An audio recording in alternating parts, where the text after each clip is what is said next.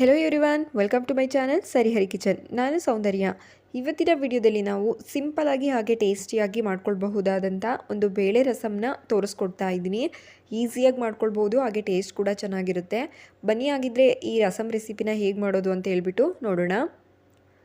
ಮೊದಲಿಗೆ ಇಲ್ಲಿ ಒಂದು ಕುಕ್ಕರ್ಗೆ ಒಂದು 3/4 ಕಪ್ಪಷ್ಟು ತೊಗರಿಬೇಳೆನ ತೊಗೊಂಡಿದ್ದೀನಿ. ಇದನ್ನು ಒಂದು 2ರಿಂದ 3 ಸಲ ವಾಶ್ ಮಾಡಿ ತೊಗೋಬೇಕು.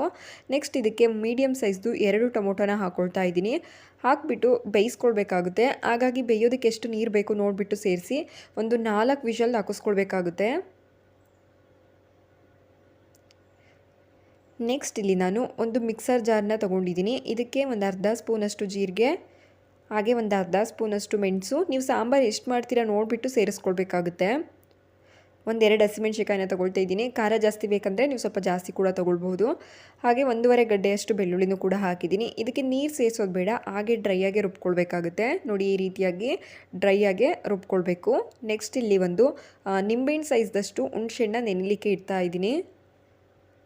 ಕಡಿಮೆ ಇಂಗ್ರೀಡಿಯೆಂಟ್ಸ್ನ ಯೂಸ್ ಮಾಡಿ ತುಂಬ ಟೇಸ್ಟಿಯಾಗಿ ಮಾಡ್ಕೊಳ್ಬೋದು ಈ ಸಾಂಬಾರನ್ನ.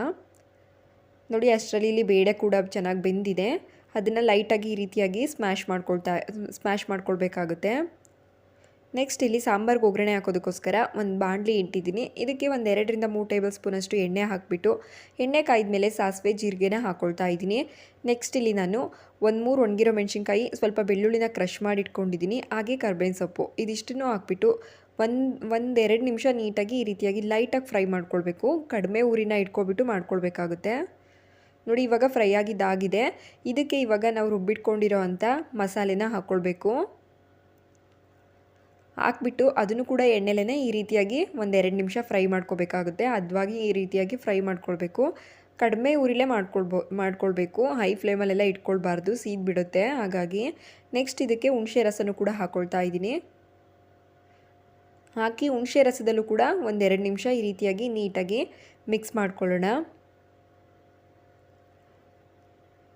ಇವಾಗ ಇದಕ್ಕೆ ನಾವು ಬೇಳೆ ಬೇಯಿಸ್ಕೊಂಡಿರೋ ಅಂಥದ್ದನ್ನು ಸೇರಿಸ್ಕೊಳ್ತಾ ಇದ್ದೀನಿ.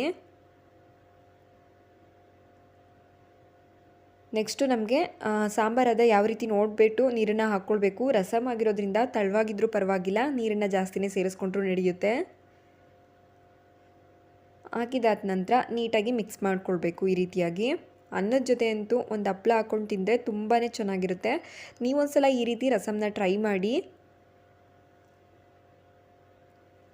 ನೆಕ್ಸ್ಟ್ ಇಲ್ಲಿ ಇದಕ್ಕೆ ರುಚಿಗೆ ಎಷ್ಟು ಬೇಕು ನೋಡಿಬಿಟ್ಟು ಉಪ್ಪನ್ನು ಕೂಡ ಹಾಕ್ಕೊಳ್ಬೇಕಾಗುತ್ತೆ. ಹಾಗೆ ಸಣ್ಣದಾಗಿ ಕಟ್ ಮಾಡ್ಕೊಂಡಿರೋವಂಥ ಕೊತ್ತಂಬರಿ ಸೊಪ್ಪನ್ನು ಕೂಡ ಹಾಕ್ಕೊಳ್ತಾ ಇದ್ದೀನಿ.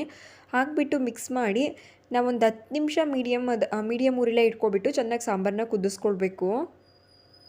ನೋಡಿ, ಈ ರೀತಿಯಾಗಿ ನೀಟಾಗಿ ಒಂದ್ಸಲ ಮಿಕ್ಸ್ ಮಾಡ್ಕೊಂಡಿದ್ದಾದ ನಂತರ ಇದನ್ನು ಒಂದು 10 ನಿಮಿಷ ಕುದಿಸ್ಕೊಳ್ತಾ ಇದ್ದೀನಿ ಮೀಡಿಯಮ್ ಊರಲ್ಲೇ ಇಟ್ಕೊಳ್ಬಿಟ್ಟು. ನೋಡಿ, ಈ ರೀತಿಯಾಗಿ ಸಾಂಬಾರು ಚೆನ್ನಾಗಿ ಕುದಿ ಬರ್ತಾ ಇದೆ. ಸಿಂಪಲಾಗಿ ಕ್ವಿಕ್ಕಾಗಿ ಆಗುವಂಥ ಸಾಂಬಾರು ರೆಸಿಪಿ ಇದು. ನೋಡಿದ್ರೆಲ್ಲ ಎಷ್ಟು ಈಸಿಯಾಗಿ ಮಾಡ್ಕೊಳ್ಬಹುದು ಅಂತ ಹೇಳ್ಬಿಟ್ಟು ಈ ವಿಡಿಯೋ ನಿಮ್ಮೆಲ್ಲರಿಗೂ ಇಷ್ಟ ಆಗಿದೆ ಅಂದ್ಕೊಳ್ತೀನಿ. ಇಷ್ಟ ಆಗಿದ್ದರೆ ಲೈಕ್, ಶೇರ್, ಕಮೆಂಟ್ ಮಾಡೋದ್ರ ಜೊತೆಗೆ ಇನ್ನೂ ಯಾರು ನನ್ನ ಚಾನಲ್ನ ಸಬ್ಸ್ಕ್ರೈಬ್ ಮಾಡದೆ ವಿಡಿಯೋ ನೋಡ್ತಾ ಇದ್ದೀರಾ, ಪ್ಲೀಸ್ ಸಬ್ಸ್ಕ್ರೈಬ್ ಮಾಡ್ಕೊಳ್ಳಿ. ಹಾಗೆ ಪಕ್ಕದಲ್ಲಿರೋ ಬೆಲ್ ಬಟನ್ನ ಕ್ಲಿಕ್ ಮಾಡಿ ಆಲ್ ಅಂತ ಸೆಲೆಕ್ಟ್ ಮಾಡ್ಕೊಳ್ಳಿ. Thank you for watching.